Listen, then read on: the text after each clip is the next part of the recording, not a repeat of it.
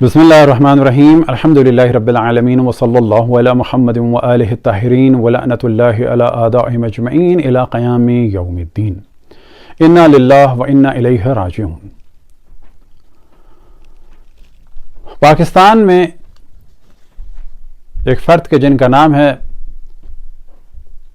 سید جواد،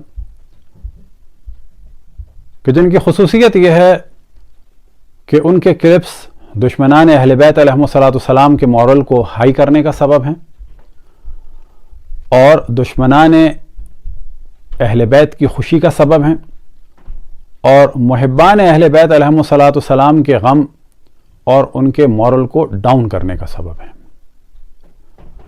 کبھی وہ عقائد پہ حملہ کرتے ہیں تو کبھی تاریخ کو مسخ کرتے ہیں، البتہ یہ سب کچھ دشمنان اہل بیت کے فضائل کے لیے راہوں کو ہموار کرنے کے لیے کرتے ہیں۔ تو کبھی زبان سے ایسے الفاظ ادا کرتے ہیں کہ جس سے امامے اور علماء اہل تشیع کی توہین ہو، خصوصاً خواتین کے بارے میں جو بددعاؤں اور وحشیوں اور جاہل قبیلوں والوں کی مینٹلٹی ہے اور جو زبان ہے وہ استعمال کرتے ہیں۔ اور پہلے بھی ہم توجہ دلا چکے اور باقاعدہ ایک دفعہ پورے ان کے کلپس بھی لوگوں کے سامنے پیش کیے، اور ہدف یہی تھا تاکہ لوگ نہ سمجھیں کہ یہ کوئی شیعہ عالم دین ہے کہ جس کی ایسی زبان ہے۔ اب انہوں نے دعا زہرا کے بارے میں بہت ہی عجیب و غریب الفاظ استعمال کیے کہ جن میں ایک لفظ ہے فاحشہ۔ تو اپنی گفتگو میں انہوں نے کبھی بد کردار بچی، کبھی گمراہ بچی، اور کبھی ناپاک کردار، اور پھر لفظ فاحشہ استعمال کیا۔ نام اس نے دعا زہرا رکھا ہوا ہے، اور عمل اس کا دیکھیں کتنا پلید عمل ہے۔ سب سے پہلے تو باقاعدہ کیس کر کے اس سے نام بدلوایا جائے۔ فحشہ کے اوپر نہیں جچتا یہ نام، فحشہ کے اوپر نہیں جچتا یہ نام، فحشہ کے اوپر نہیں جچتا یہ نام۔ اور پھر والدین کے لیے کہا کہ یہ صحیح نہیں ہے کہ ایسے بچوں کا دفاع کیا جائے۔ والدین اس بچی کے، ان کا یہ فریضہ نہیں بنتا جتنے وہ آگے آ گئے ہیں۔ جب اولاد عاق ہو جائے، نافرمان ہو جائے، تو نافرمان کو نافرمان مانو، نافرمان کو نہ پھر کلیجے سے لگاؤ، دل سے لگاؤ۔ غلط کر رہے ہو آپ بھی، نافرمان ہو گئی ہے آپ کی اس کو عزت کی پرواہ نہیں ہے۔ عدالت میں آپ کے سامنے آپ کو اس نے ذلیل کیا، پولیس کے سامنے ذلیل کیا، ہر ایک کے سامنے اس نے ذلیل کیا۔ اگر اس سے غلطی ہو گئی ہوتی تو وہ معافی مانگ لیتی اور گھر چلی جاتی، لیکن وہ ڈٹی ہوئی ہے اس کے اوپر۔ خوب والدین پیچھے ہٹ جانا چاہیے ان کو۔ اگر اولاد گندی ہو جائے تو پھر بھی والدین آخر تک اس گندی اولاد کے لیے بھی اپنا سب کچھ قربان کریں، جہنم میں ڈالیں اس قسم کی اولاد کو۔ تو سوال یہ پیدا ہوتا ہے کہ حضرت نوح علیہ السلام تو آخر وقت تک اپنے بچے کو ہدایت کی جانب دعوت دے رہے ہیں، اور آپ اتنی جلدی اس بچی کی ہدایت سے نا امید ہو گئے، جبکہ انبیاء علیہم السلام اور پھر ان کے بعد ائمہ علیہم السلام اور علماء صالحین کی کوشش رہی کہ آخر وقت تک لوگوں کو اللہ کی جانب اور ہدایت کی جانب دعوت دی جائے۔ البتہ یہ والدین کی ذمہ داری ہے کہ وہ بچوں کو کسی حال میں بھی نہ چھوڑیں اور آخر وقت تک ان کو صحیح راہ کی جانب دعوت دیتے رہیں۔ اگر کسی کا بچہ ہیروئنی ہو گیا ہے تو اس کے معنی یہ ہے کہ ہم اس کو چھوڑ دیں؟ اگر وہ ہیروئن پی پی کے گلیوں میں بیٹھا ہے اور بے ہوش روڈوں پر پڑا ہے تو اس کو چھوڑ دیں؟ نہ والدین کو چھوڑنا چاہیے اپنے بچوں کو، نہ بہن بھائیوں کو چھوڑنا چاہیے اپنے بہن بھائیوں کو، اور نہ قوم اور ملت کو چھوڑنا چاہیے اپنے اہل قوم اور اپنی اہل ملت کو، اور بلکہ کسی بھی انسان کو کسی بھی انسان کے حال پر نہیں چھوڑنا چاہیے۔ جو ہو سکتا ہو اس کی کوشش کرنی چاہیے۔ اب یہاں پر ہم بتاتے چلیں کہ مسئلہ نہ جاننے کی وجہ سے اگر کوئی شادی کرتا ہے بغیر ولی کی اجازت کے تو شادی صحیح نہیں ہے، یہ ایک موضوع ہے۔ آیا اس کے بعد جو جسمی تعلق برقرار ہوگا اس کو زنا کہا جا سکتا ہے؟ تو جواب یہ ہے کہ نہیں. جو بچہ پیدا ہوگا کیا اس کو ولد الزنا کہا جائے گا؟ تو جواب ہے کہ نہیں. یہاں پر اس سیکشول ریلیشن شپ کے لیے جو فقہ میں لفظ استعمال ہوتا ہے وہ ہوتا ہے کہ وطیہ بالشبہ، ایک شبہ ہے، یہاں پر زنا نہیں کہا جا سکتا. اور یہ بھی یاد رکھیں، ہمارے دیہاتی قسم کے، وحشی قسم کے کلچر کو اسلام کے نام پر پروموٹ کرنے والے ملا اور سو کال دیندار لوگ، اگر دو افراد کو آپ بدترین حالت میں بھی دیکھ لیں تو بھی زنا ثابت کرنا الگ موضوع ہے اور اس حالت میں دیکھنا الگ موضوع ہے. یہ تفصیلی گفتگو ہے. لیکن اگر ثابت بھی ہوگا تو ایک دفعہ زنا ثابت ہوگا. ان موصوف نے کیونکہ 3 گھنٹے بولتے ہیں اور ہدف یہ ہوتا ہے کہ نئی بات کرنی ہے چاہے کچھ ہو جائے، انہوں نے لفظ استعمال کیا اس بچی کے لیے کہ ایسے میں تو دشمن بھی یہ لفظ استعمال نہیں کرتا کسی کے لیے. یعنی اتنی غیرت نہیں ہے، حمیت نہیں ہے، اور ان کے طرفداروں میں سے کوئی انسان ایسا نہیں ہے جس میں اتنی غیرت ہو، حمیت ہو، انسانیت ہو کہ وہ ان کو سمجھائے کہ بابا ایسے میں ایسے الفاظ استعمال نہیں کرتے.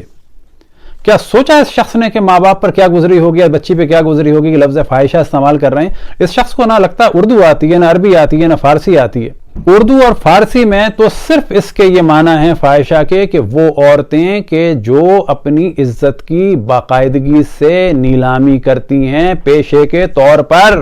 آپ کو بڑا شوق ہے اسلامی نظام نافذ کرنے کا، تو ہماری گزارش ہے کہ پاکستان کے بعض افراد ان پر مقدمہ کریں کہ انہوں نے کیسے ایک بچی کو فاحشہ کہا، کیونکہ اسلام میں اس جملے کو استعمال کرنے کی سزا 80 کوڑے ہے. کسی کو زنا کی نسبت دینا یا مردوں کو ہم جنسی کی نسبت دینا یا کسی بچے کو ولد الزنا کہنا، یہ سب حد قذف اس پر جاری ہوگی، یعنی 80 کوڑے. انہوں نے زنا نہیں بلکہ فاحشہ کا لفظ استعمال کیا ہے. پھر اس کے بعد ایک انہوں نے نظریہ دیا کہ بچی پر کیس کرنا چاہیے کہ اس نے اپنا نام دعا زہرا رکھا ہے. بابا اس نے نہیں رکھا، ماں باپ نے رکھا ہے. یعنی آپ میں اتنا سینس ہے کہ یہ بچی اس وقت جا کر اپنا نام بدلوائے. اچھا کیوں بدلوائے بقول ان کے؟ کیونکہ فاحشاؤں پر نام نہیں جشت معاذ اللہ. اب ان کے جواب کے طور پہ کہا جا سکتا ہے کہ آپ کا تو اصلی نام تھا فرزند علی شاہ، لیکن آپ اہل بیت کا دفاع تو کرتے نہیں ہیں، دشمنان اہل بیت کے لیے راہیں ہموار کر رہے ہیں. وہ شخص کے جس نے رسول اللہ صلی اللہ علیہ وآلہ وسلم کو حجر و ہذیان و بکواس کی نسبت دی، ان کی تعلیمات پر پابندی لگائی، وہ کام آپ کو اچھا لگتا ہے. تو پھر آپ کا نام پھر بدل دیا جائے، کورٹ میں جا کر آپ پر مقدمہ کیا جائے، کیونکہ آپ اہل بیت کے طرفدار تو نہیں رہے ہیں. یعنی فرزند علی شاہ سے آپ کا نام پھر فرزند معاویہ خان کر دیں. یہ صرف جواب ہے تاکہ جب بولیں تو ذرا سوچ کے بولیں. جس روایت کا آپ نے حوالہ دیا وہ کون سی روایت ہے؟ کیا اس میں یہ پیغام دے رہے ہیں امام محمد باقر علیہ السلام کے بچوں کو ان کے حال پہ چھوڑ دو، برباد ہونے دو؟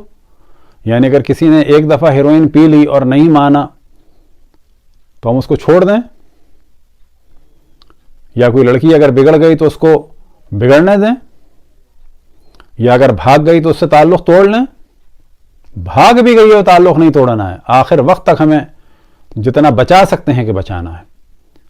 اس روایت میں جو مفہوم ہے وہ یہ ہے کہ ایک بالغ پر زیادہ مسلط نہ کرو، سمجھا چکے ہو بس کافی ہے، چھوڑ دو اس کو.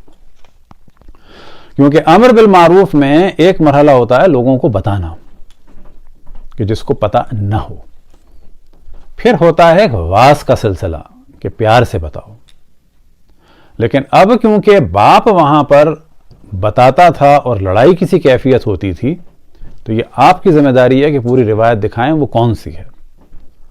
تو وہاں پر امام نے فرمایا ہوگا کہ ہاں یہ بالغ ہے، عاقل ہے، تم پیغام پہنچا چکے ہو، اب کیونکہ یہ اس سے پریشان ہوتا ہے، لڑتا ہے، جھگڑتا ہے، تو ابھی چھوڑ دو اس کو. لیکن امام نے یہ نہیں فرمایا ہوگا کہ بعد میں پیار میں بھی اس کو واز نہ کرنا، نصیحت نہ کرنا، بلکہ ایریٹیٹ نہ کرنا. اس قسم کی روایات کا یہ مفہوم ہوتا ہے. تمام پاکستانیوں کی ذمہ داری ہے کہ جو کچھ ہندو بچیوں کے ساتھ ہوا، مسیحی بچیوں کے ساتھ ہوا، قادیانیوں کے ساتھ ہوا، پھر اس کے بعد جو شیعہ اور سنی بچیوں کے ساتھ ہو رہا ہے، تو کبھی بھی ان چیزوں میں دین و مذہب کو نہ دیکھیں۔ کسی معاشرے میں جب ہمارا ہدف ہو عدل اور انصاف، تو وہاں پر پھر کسی بھی دین کو اور مذہب کو نہیں دیکھتے۔ حتیٰ پاکستان میں اگر کوئی ایسی فیملیز ہوں جو اپنے آپ کو ایتھیسٹ کہیں، ہمیں پھر انہیں بھی انصاف دینا ہوگا۔ ظالم کی ہمیں مذمت کرنی ہوگی، چاہے وہ کوئی بھی ہو اور کوئی بھی دین و مذہب رکھتا ہو، اور مظلوم کا ہمیں ساتھ دینا ہے، چاہے اس کا کوئی بھی دین و مذہب ہو۔ آخر میں ہم علماء کی توجہ دلائیں کہ جب اس قسم کے افراد گفتگو کرتے ہیں تو آپ لوگ اپنی ذمہ داری کیوں نہیں پوری کرتے؟ پھر یہ کہ ایسے افراد کے ساتھ بیٹھتے بھی ہیں، اپنے بلاتے بھی ہیں، جبکہ علماء کی ذمہ داری ہے کہ حق کو بیان کریں۔ اب اگر علماء حق بیان نہیں کر رہے تو اب ذمہ داری ہے پبلک کی کہ وہ تمام علماء کہ جو اس قسم کے افراد کا ساتھ دے رہے ہیں یا خاموش ہیں یا اپنے بلاتے ہیں یا جاتے ہیں، ان کی مجالس میں بلا شک ہاتھا پائی نہیں ہونی چاہیے، لڑائی جھگڑا نہیں ہونا چاہیے، لیکن سوال کرنا چاہیے۔ کیا آپ ان کے نظریات سے متفق ہیں تو بھی بتائیں، اور نہیں ہیں تو بھی بتائیں۔ اور یہ مومن کی ذمہ داری ہے کہ منحرف قسم کے افراد کو، چاہے وہ ذاکرین ہوں اور چاہے وہ اس قسم کے علماء ہوں یا اس قسم کے علماء کے طرفدار ہوں، یا وہ لوگ ہوں کہ جو اس قسم کے علماء سے مل کر ان نظریات کی ترویج کرتے ہیں، کیونکہ ان کی خاموشی تجویز کا سبب بنتی ہے، ان سے سوال کریں۔ کیونکہ بعض لوگ آخرت کے سوال سے نہیں ڈرتے، دنیا والوں کے سوال سے ضرور ڈرتے ہیں، اور یہ سوال کرنا بلا شک امر بالمعروف کی صورتوں میں سے ایک صورت ہے۔